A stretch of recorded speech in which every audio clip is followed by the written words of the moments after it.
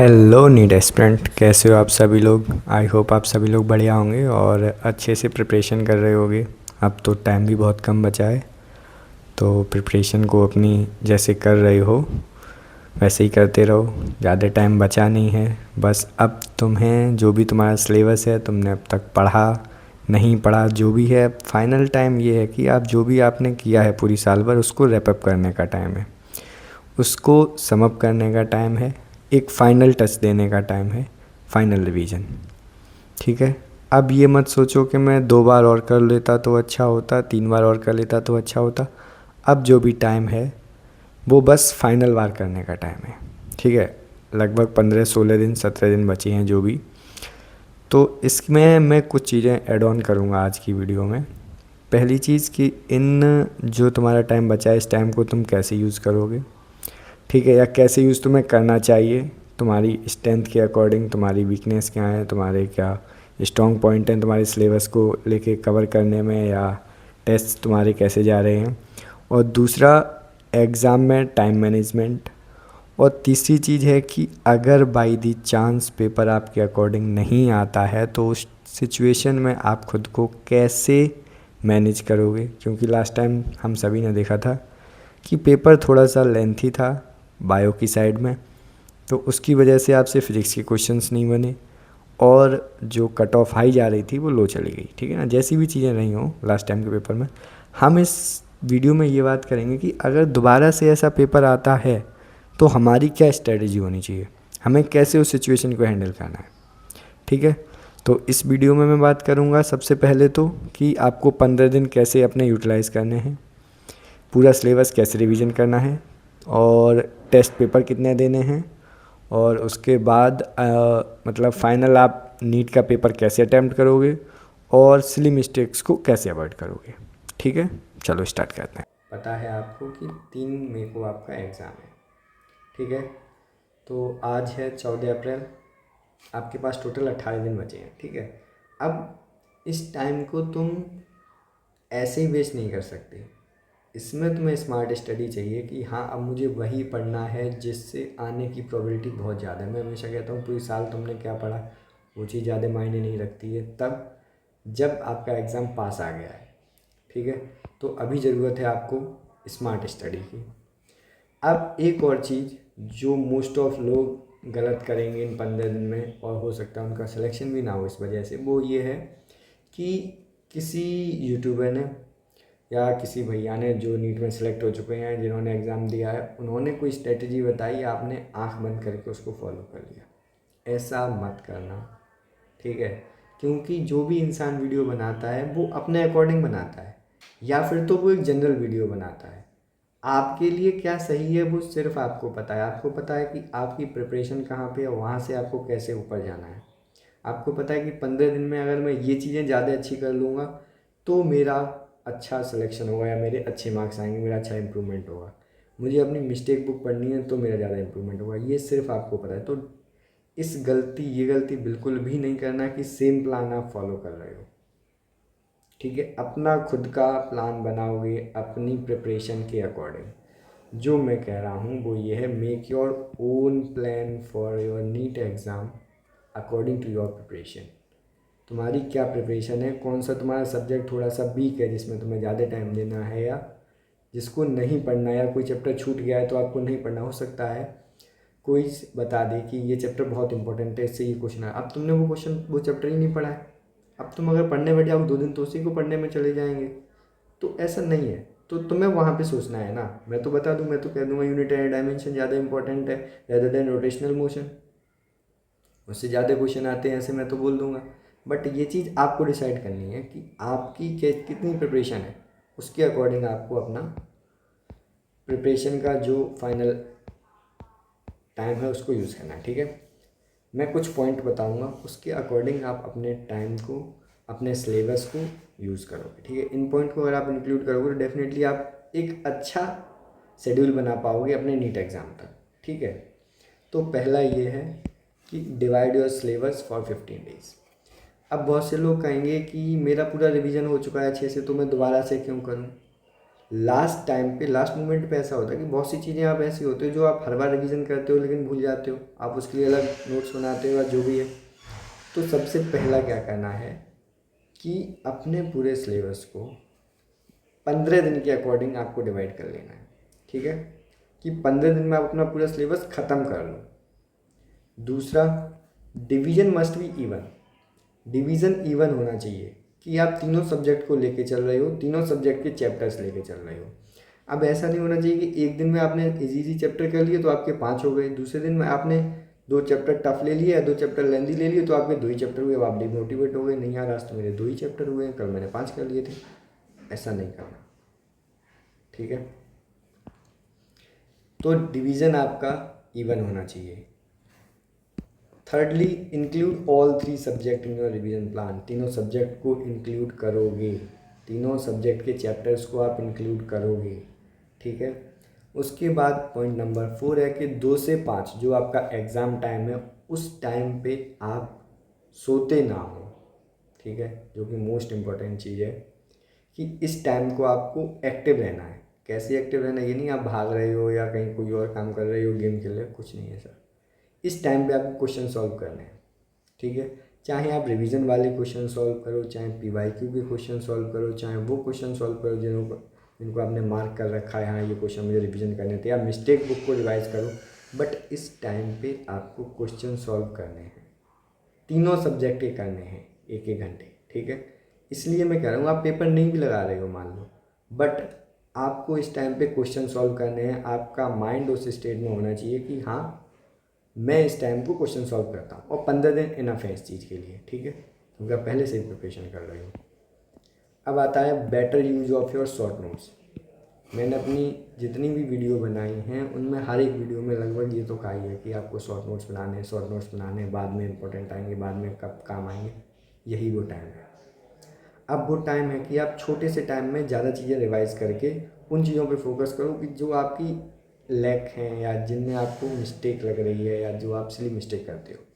तो वो कैसे होगा, मान लो फिजिक्स के आपने 4 चैप्टर ले लिए, ठीक है, मान लो इलेक्ट्रो ले लिया, एक तो इलेक्ट्रोस्टैटिक्स ले लिया, करंट इलेक्ट्रिसिटी ले लिया, मैग्नेटिज्म ले लिया। अभी इतने बड़े बड़े चैप्टर हैं ना कि अगर आप इन्हें नोट से रिविजन करने बैठोगे तो निकल जाएंगे 2 दिन, तो 2-3 दिन बहुत आराम से निकल जाएंगे। अब इनको कैसे रिवाइज करो, अगर आपने उसी टाइम शॉर्ट नोट्स बनाए होंगे तो आप उनको चैप्टर को अच्छे से रिवीजन कर सकते हो, इवन 1-2 घंटे में आप ये तीनों चैप्टर रिवीजन कर सकते हो शॉर्ट नोट्स से, ठीक है। तो अब आपका टाइम है कि आप शॉर्ट नोट्स को यूज़ करो, ठीक है, और ज़्यादातर वो चीज़ों पढ़ो जहाँ से क्वेश्चन आते हैं, क्योंकि जब आप वो पढ़ा हुआ क्वेश्चन आता है ना तो वो एक आपका कॉन्फिडेंस बूस्ट करता है, मार्क्स आपके कंफर्म करता है कि हाँ ये तो मुझे आता है, ये मेरा कंफर्म है, ठीक है। तो आप यूज़ करेंगे अपने शॉर्ट नोट्स का, ठीक है, रोज़। अब होता क्या है कि आप कई बार मतलब जैसे शॉर्ट नोट्स यूज़ कर रहे हो, कई बार आप बस पेज पलटते जाओ, आपको जो फॉर्मूला नहीं जो आप लैग कर रहे हो छोटा मोटा या कहीं पे आपकी निगाह जाएगी, आप वो चीज़ आपके माइंड में फिट हो जाएगी, क्योंकि एग्ज़ाम टाइम पे आपका माइंड बहुत तेज़ काम करता है भाई, एकदम बढ़िया, ठीक है। इस चीज़ का फ़ायदा उठाओ, मैंने भी किया था अपने टाइम पे, मैं आपको बताऊँगा मैंने कैसे किया था, ठीक है। तो अब मैं जो बता रहा था कि कैसे आपको अपना रिवीजन प्लान करना है, ठीक है। जैसे हो गई ये फिज़िक्स, तो फिज़िक्स में आपने कहा कि मैं 15 अप्रैल को करूँगा मान लो इलेक्ट्रोस्टैटिक्स, ठीक है, और इधर यूनिट एरर डायमेंशन, ठीक है, और काइनेमेटिक्स, ठीक है, एंड एनएलएम। अब मान लो ये चैप्टर्स हैं, तो इनको आपको रिवीजन कैसे करना, फाइनल रिवीजन कैसे करना कि आपको लगना चाहिए हाँ मैंने ये रिवाइज कर लिया है। तो सबसे पहली चीज़ है शॉर्ट नोट्स इसके, ठीक है। शॉर्ट नोट्स आपको मस्ट रिवीजन करने हैं, कोई दूसरा ऑप्शन नहीं है आपके पास, ठीक है। और सेकेंडली वो स्टैंडर्ड क्वेश्चन जिनके रिजल्ट इंपॉर्टेंट होते हैं, फार्मूला रिवीजन कर लिया, ठीक है, उसके बाद वो स्टैंडर्ड क्वेश्चन जिनके रिजल्ट इंपॉर्टेंट हैं, जो आप अगर एग्जाम में सॉल्व करने बैठोगे तो आपके 5 मिनट तो ले ही लेंगे, बट आपको अगर उसका रिजल्ट याद है तो आप वो क्वेश्चन जल्दी निकाल सकते हो, ठीक है। ये चीज़ हो गई आपकी, आप समझो, तो स्टैंडर्ड रिजल्ट हो गया, ये हो गया, ठीक है। इसके बाद क्या, इसके बाद N C E R T, अभी बहुत से लोग कहेंगे कि एनसीईआरटी तो अब पढ़ने का कोई मतलब नहीं है, जब हुआ नहीं हुआ। है मतलब एनसीईआरटी के सॉल्व क्वेश्चन और समरी अब हर एक चैप्टर की पढ़नी है, ठीक है। यहाँ से जितने भी चैप्टर आप रिवीजन करोगे फिजिक्स में, हर एक चैप्टर की एनसीईआरटी के सॉल्व क्वेश्चन लगाने हैं और उसकी समरी करनी है, ठीक है, हर एक चैप्टर की। क्योंकि अब वो टाइम है जब आप स्किप नहीं कर सकती ये चीज़। अगर आपने अभी पढ़ भी ली, कैसा ही पढ़ लिया, अगर आपके माइंड में भी है ना, हाँ मैंने ये लाइन एनसीईआरटी में पढ़ी थी, ऐसी थी, नहीं समझ में, कोई बात नहीं, आपको एक क्वेश्चन सही करा देगी, ठीक है। जैसे हमारे साथ हुआ था वो ऑल क्या था, एक आइसोटॉप वाला क्वेश्चन था रेडियो एक्टिविटी से, ठीक है। तो एनसीईआरटी की समरी की एज इट इज़ लाइन थी और जिसने पढ़ी उसने सही कर दिया, तो वो मैटर ही नहीं करता, ठीक है। आप कितना भी केवल फॉर्मूलेट लो, नहीं, एनसीईआरटी ज़रूरी है। अब क्या ज़रूरी है, एनसीईआरटी के सॉल्व, तुम्हें पता है कि solve question as it is आते हैं नीट में। दूसरा, समरी से डायरेक्ट तुम्हारे थ्योरी वाले क्वेश्चन बनते हैं, इसलिए तो 3 चीज़ें करनी है। कौन सा? एक तो short notes, standard result, NCERT, solve और समरी, ठीक है। उसके ऊपर अगर आप ज़्यादा कर सकते हो तो वो क्वेश्चंस जो आपने टिक कर रखे हैं या जो आपकी मिस्टेक बुक में है सेम चैप्टर के, मान लो electrostatics, unitary dimension, kinematics, NLM, इनके जो मिस्टेक बुक में आपके क्वेश्चन पड़े हुए हैं, ठीक है, उनको आप कर सकते हो सॉल्व। फिजिक्स में इतना ही करो। अगर किसी चैप्टर को ज़्यादा टाइम दे दोगे तो आपको वो ज़्यादा मार्क्स नहीं देगा, 4 ही नंबर देगा एक क्वेश्चन, ठीक है, ये चीज़ समझो। दूसरा, केमिस्ट्री मान लो आपने ले लिया इधर मोल कॉन्सेप्ट, ठीक है, पीरियोडिक ले लिया, ठीक है, और इधर ले लिया आपने मान लो आइसोमेरिज्म, ठीक है, ये हो गए। अब आपने 3 चैप्टर केमिस्ट्री के ले लिए, तो इन 3 चैप्टर्स में आपको क्या करना है, फिजिकल केमिस्ट्री में शॉर्ट नोट्स रिवीजन करने हैं, प्लस इन टेक्स्ट क्वेश्चन भी सॉल्व करने हैं और सॉल्व वाले भी सॉल्व करने हैं। एनसीईआरटी में मैंने बोला था सिर्फ और सिर्फ सॉल्व क्वेश्चन को आप सॉल्व करोगे, बट केमिस्ट्री में आपको इन टेक्स्ट क्वेश्चन भी सॉल्व करने हैं जो एनसीईआरटी के, ठीक है ना। तो एनसीईआरटी के आपको इन टेक्स्ट क्वेश्चन भी सॉल्व करने हैं, और दूसरा जो ऑर्गेनिक और इनऑर्गेनिक के इंपॉर्टेंट चैप्टर हैं उनकी एनसीईआरटी पढ़नी है, ठीक है। जैसे कि मैं आपको बता दूं, D and F block, coordination compound, in 2 chapter की आपको एनसीईआरटी पढ़नी ही पढ़नी है इनऑर्गेनिक में। और ऑर्गेनिक में तो 12th क्लास पूरा एनसीईआरटी से देखो, सारी नेम रिएक्शन देखोगे, ठीक है। अब वो टाइम नहीं है कि आप पूरा रट रहे हो, बैठ के नोट्स रट रहे हो, ये रट रहे हो, वो रट रहे हो। एनसीईआरटी के सारे जो तुम्हारे वो हैं क्वेश्चंस हैं, कैसे, इन टेक्स्ट वाले और सॉल्व वाले, वो बैक एक्सरसाइज के नहीं करने हैं, केवल वो क्वेश्चंस, ठीक है। और थ्योरी भी एनसीईआरटी की इंपॉर्टेंट है, ऑर्गेनिक में तो खासकर 12th की ऑर्गेनिक एनसीईआरटी से वैसे ही करनी है जैसे बायो की है तुमने, ठीक है। अगर अब तक नहीं की है तो मत करना, तो फिर नोट से ही करना, जैसे आपने की है वैसे करना, ठीक है। बायो में माइंड मैप का आप यूज़ कर सकते हो, ठीक है ना, मैंने लास्ट टाइम पे किया था, आकाश के माइंड मैप में यूज़ करता था, माइंड मैप का यूज़ कर सकते हो। और एनसीईआरटी तो है ही बेस्ट, ठीक है ना, एनसीईआरटी से ऊपर तो कुछ नहीं है, आपको यही रिवीजन करनी है। और ख़ासकर मेरा ऐसा मानना है कि एनसीईआरटी खुद इतनी शॉर्ट है यार, उसका शॉर्ट नोट्स या उसका माइंड मैप पढ़ के क्या ही करोगे, ठीक है। ऑब्वियसली तुमने इतनी बार पढ़ रखी है वो, फिर भी तुम क्वेश्चन गलत कर दे रहे हो। तो ये चीज़ ध्यान रखो कि माइंड मैप पढ़ सकते हो, एनसीईआरटी पढ़नी है, ठीक है, वो चैप्टर पढ़ने साथ। इनफैक्ट यार एनसीईआरटी का तो ऐसा है कि बायो की तो इतनी शॉर्ट है कि मुझे नहीं लगता कि उसके ऊपर कुछ भी है, तो पढ़नी है वो। और ऐसे नहीं पढ़नी है कि अब आप सोचो कि यार मैंने पढ़ लिया, मुझे याद नहीं हो रहा, सब याद हो रहा है, ठीक है, ये चीज़ हो गई। अब टेस्ट पेपर कैसे करने हैं, बहुत से लोग कहेंगे कि टेस्ट पेपर मैं रोज़ करूँगा एक, या आप बताओ कैसे करने हैं। ये आपको डिसाइड करना है कि आपका सिलेबस कितना है, आपकी तैयारी कहाँ पे है, उस हिसाब से आपको टेस्ट पेपर लगाने हैं।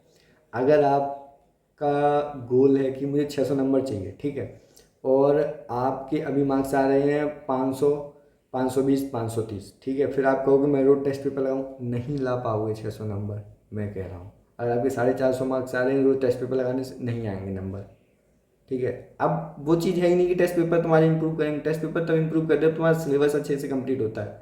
तब तुम्हें पता चला तुम्हारी गलतियाँ क्या है। अभी तो तुम्हारा सिलेबस ही कंप्लीट नहीं है अगर आपके इतने मार्क्स आ रहे हैं। ठीक है, ये चीज़ समझो।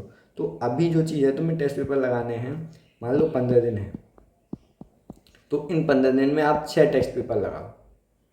ठीक है, अल्टरनेट डेज पे जैसे लगाना है वैसे लगाओ। ठीक है, लेकिन 15 दिन में 6 टेस्ट पेपर से ज़्यादा मत लगाना।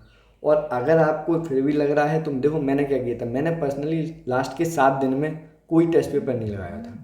और बहुत से लोग बोलेंगे कि भाई मैं तो रोज़ लगाता था, उस टाइम पे बैठ के टेस्ट पेपर लगाता था 2 से 5। ठीक है, उससे मुझे हेल्प मिली।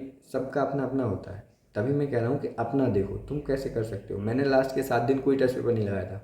मैंने लास्ट के 7 दिन सिर्फ और सिर्फ अपना सिलेबस रिवीजन किया था, वो भी 2 बार। ठीक है, शॉर्ट नोट से, माइंड मैप से, और नोट से, जो भी मैंने चैप्टर जहाँ से किए थे वैसे। केवल मैंने 2 बार अपना नोट्स रिवीजन किया था, उसके बाद में डायरेक्ट पेपर देने गया था। तो मैंने 7 दिन में कोई टेस्ट पेपर नहीं लगाया था, फिर भी मेरा सिलेक्शन हुआ। ठीक है, तो सबके लिए सेम चीज़ नहीं काम करती है, ये बात याद रखो। ठीक है, अब बात करेंगे how to attempt your test paper या नीट का पेपर। सबसे पहली बात है, never never attempt in single shot. एक बार में पूरा पेपर अटेम्प्ट करने मत बैठ जाओ। ठीक है ना। सबसे पहला काम है, अगर आपके हाथ में पेपर है तो उस पेपर को पढ़ोगे, तीनों सब्जेक्ट क्वेश्चन देखोगे, तुम्हें उससे आइडिया लगेगा कि तुम्हारा पेपर लेंदी है, टफ है या इजी है। ये बहुत ज़रूरी चीज़ है। उसके बाद तुम अपना माइंड मेकअप करोगे ना कि मुझे इस पोर्शन से स्टार्ट करना है, या मुझे बायो में कम टाइम देना है क्योंकि लेंदी लग रहा है, मैं इसको बाद में देखूंगा। क्योंकि बात ये है ना कि अगर आप जब आप पहले क्वेश्चन देख लेते हो ना, तो आपके माइंड में ये चीज़ सेट हो जाती है, हाँ पेपर लेंदी है, तो इसका मतलब ये है कि मुझे 720 तो नहीं लाने हैं। ठीक है, मेरा सिलेक्शन 600 में भी हो जाएगा, मेरा सिलेक्शन 550 में भी हो जाएगा। ये चीज़ अपने माइंड में रखो। प्री प्लान लेके मत चलो कि मुझे इतने ही नंबर लाने हैं तभी मेरा सिलेक्शन होगा। ऐसा मत करना, नहीं तो पिछली बार जैसा हाल होगा। तो सिंगल शॉट में पेपर नहीं अटैम्प्ट करोगे, सबसे पहले पेपर को पढ़ोगे और डिसाइड करोगे कि पेपर कैसा है तुम्हारे अकॉर्डिंग। ठीक है, उसके बाद स्टार्ट करोगे। Second, never fill your OMR in single shot. पूरा पेपर करने के बाद OMR फिल करने बैठो, ऐसी गलती मत करना। ठीक है, क्योंकि देखो गलती रोज़ रोज़ नहीं होती, जैसे एक्सीडेंट रोज़ रोज़ नहीं होता, वैसे ही अगर एक क्वेश्चन भी इधर उधर हुआ तो तुम गए। ठीक है ना, एक भी तुमने गलत भर दिया तो सीक्वेंस में गलत होंगे। मैं करता था क्या कि मान लो मैंने एक सब्जेक्ट कर लिया, मैंने बायो कर लिया तो मैं बायो फिल कर देता था। फिर मैंने केमिस्ट्री कर लिया, फिर मैं केमिस्ट्री फिल कर देता था। मैं ऐसे फिल करता था। ठीक है, तो ये हुआ।